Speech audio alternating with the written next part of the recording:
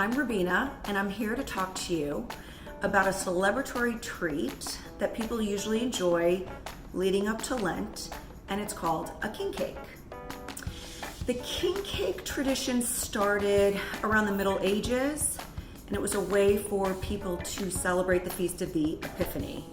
That is also called Twelfth Night, and it is to celebrate when the three wise men went to visit Jesus, also known as the kings, hence the king cake.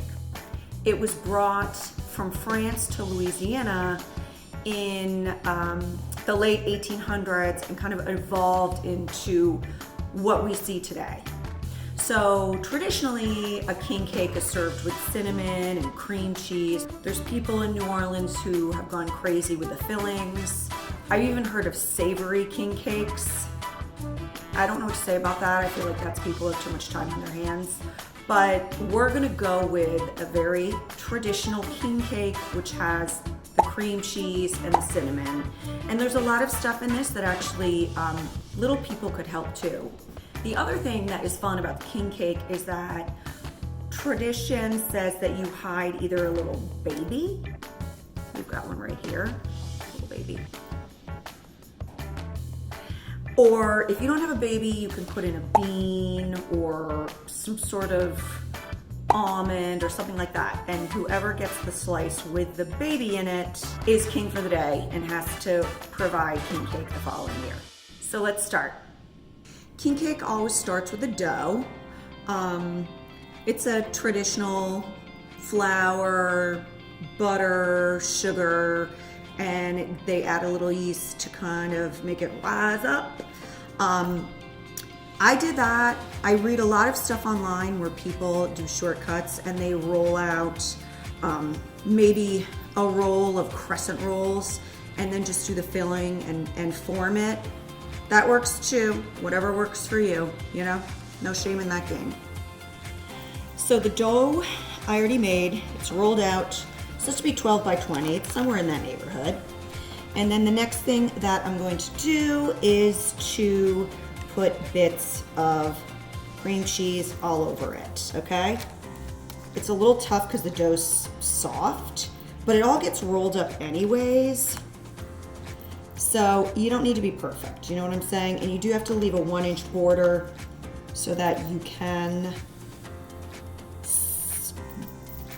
roll the seam, as it were.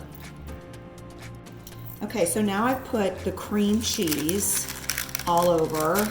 I know, it's not the best thing I've ever seen, but it's not the worst. And this is the fun part. We get to sprinkle the cinnamon sugar over it. So now, and it smells so good. You can smell the lemon in the dough.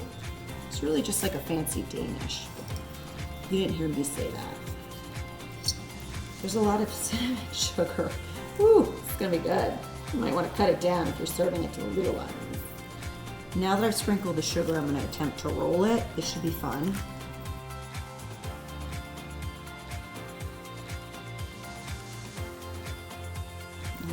Sometimes you see them and they have like 3 interwoven pieces of dough. We're not going to go there. That's a little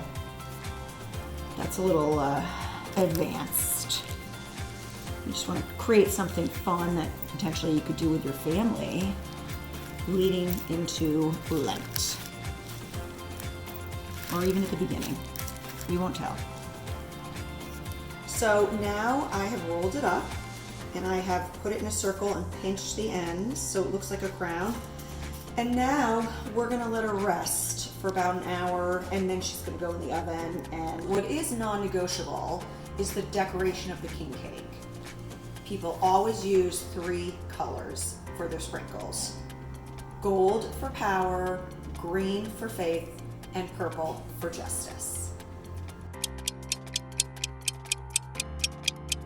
So now our king cake has risen for about 45 minutes and it's ready to go in the oven. So now we have our king cake and it looks wonderful. It's a little bigger on one side, but that's okay. Those people will those will be the first to go. Now we've got our baby and we tuck the baby. She, I don't know, hard to tell with babies, especially fake ones. So the person who gets that slice is the king of Mardi Gras for the day and has to provide the cake next year. So now we will put this beautiful glaze. I mean, it all smells so good. There's lemon peel in that. You can smell it. And you do a kind of drizzle like this. There's nothing, there's no art to it, obviously. Just kind of go for broke here. Pretty much you want everybody to get some delicious drizzle. And it's gonna be so good. Okay, look at that. Oh my gosh, doesn't it look good? Okay, so now we're gonna decorate. So first we do gold. Then we do green.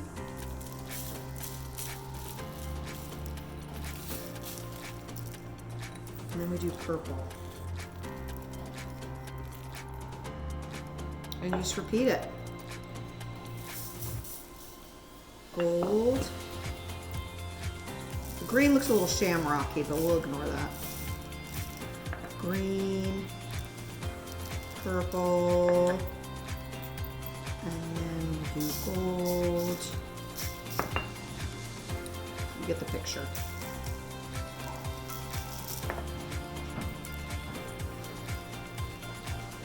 Now we have we won't say beautiful. Now we have a delicious looking king cake. So I hope you've enjoyed seeing how to make this king cake, which was a tradition that was started to celebrate the 3 wise men giving thanks for the birth of Jesus.